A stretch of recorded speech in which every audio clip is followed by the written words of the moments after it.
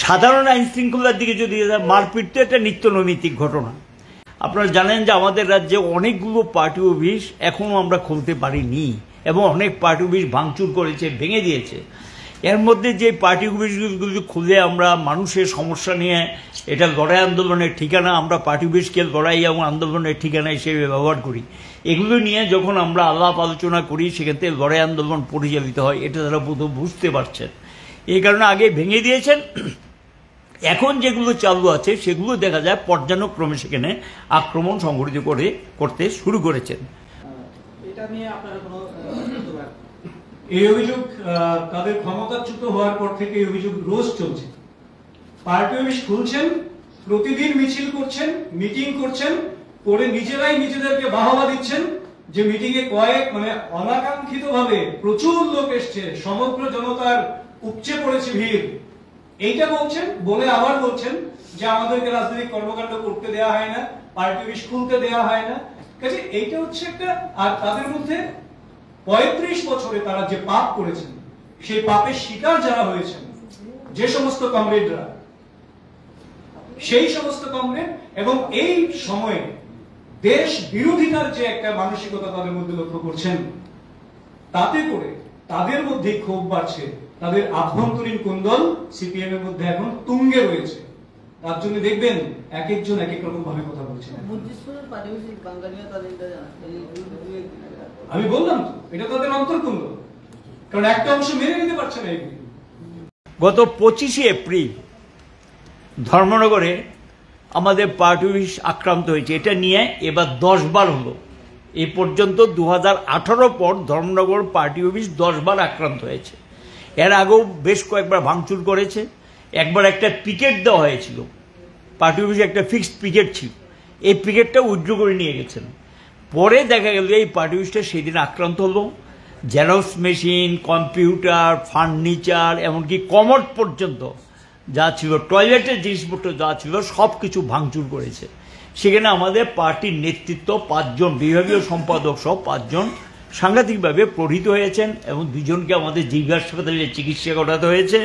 এই হলো ধর্মনগরের চিত্র। পুলিশকে ফোন করার পরও সেখানে পুলিশ সেদিন ফোন ধরেনি।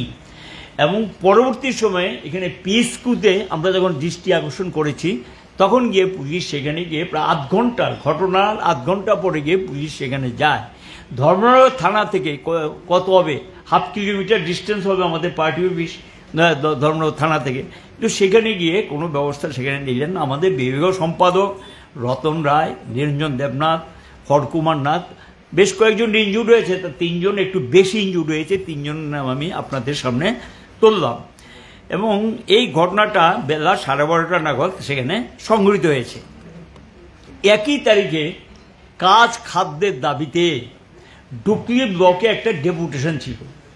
আমাদের যারা সমর্থক দরদি ডুকলি ব্লকে ডেপুটেশনটা দিয়ে তারা ডুকলি, আমাদের যেটাকে আমরা মহকুমা হিসেবে আমরা এটাকে এই কারণে মহকুমা, এটা সরকারি মহকুমা না, পার্টিগতভাবে আমরা এটাকে মহকুমা ডুকলি ব্লকটা নিয়ে এবং মিউনিসিপ্যালিটি এলাকার কাটাখালের দক্ষিণাংশ কি লেনদেন সংক্রান্ত হবে না কি ব্যাপার, এটার সঙ্গে আমাদের হঠাৎ করে বাজারে গিয়ে আমাদের বাজার করতে গিয়েছে।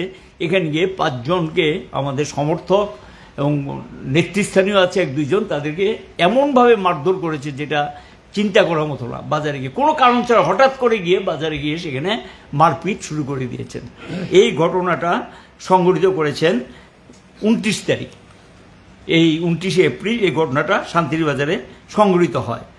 এবং এখানে দেখা গেল যে 29শে এপ্রিল মান্দায় এই পার্টি অফিসটাও এর আগে 5-6 বার আক্রান্ত হয়েছে।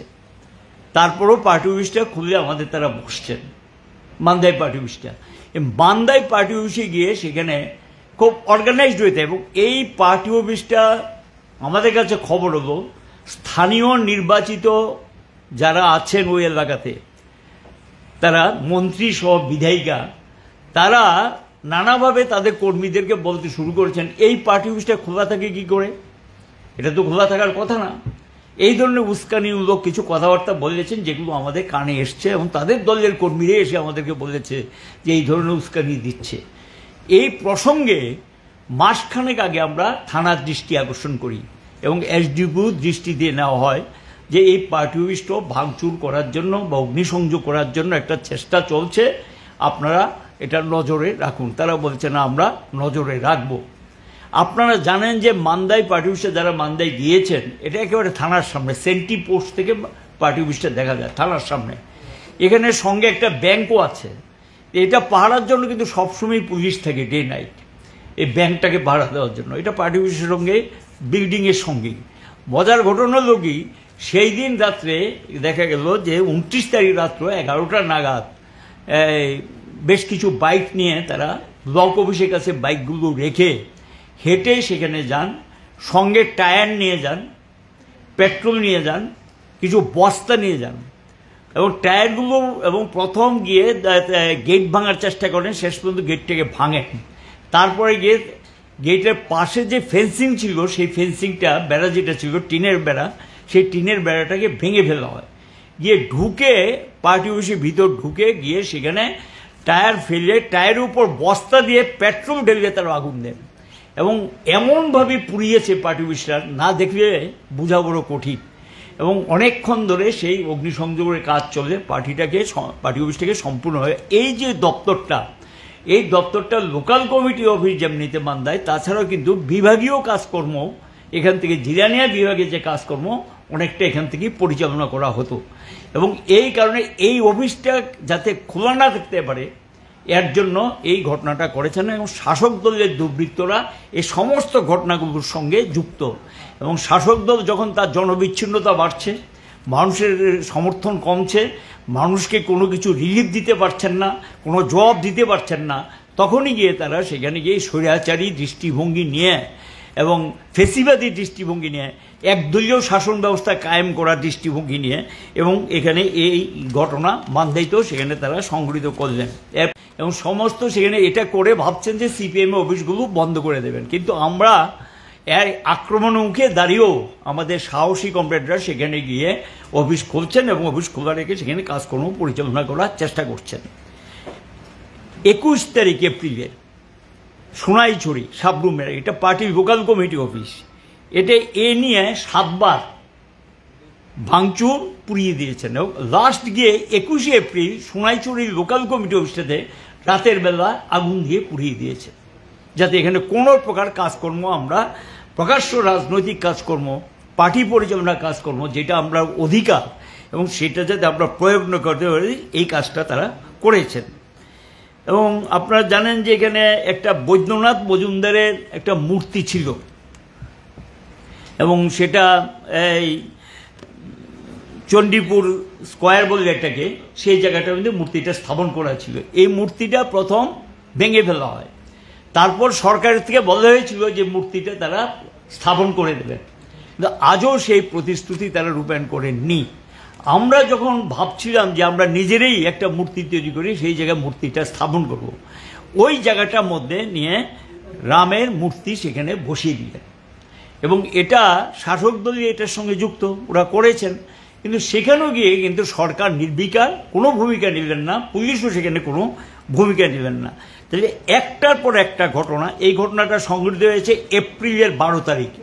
আমি যেই ঘটনাগুলো আপনাদেরকে দিলাম, অধিকাংশ দেখবেন এপ্রিলের 2nd উইক থেকে 4th উইক পর্যন্ত এই প্রত্যেকটা ঘটনা সেখানে সংঘটিত করা হয়েছে। তাহলে এই ঘটনাগুলো থেকে এটা পরিষ্কার, শাসক দল চায় না যে সিপিএম তো এটা নিষিদ্ধ পার্টি না, এটা গণতান্ত্রিক দল এবং স্বীকৃত রাজনৈতিক দল। এরা প্রকাশ্যে কাজকর্ম করুক, মানুষের সমস্যাগুলো তুলে ধরুক, এখানে গিয়ে শাসক দল এটাকে কোনো অবস্থাতেই সহ্য করতে চায় না।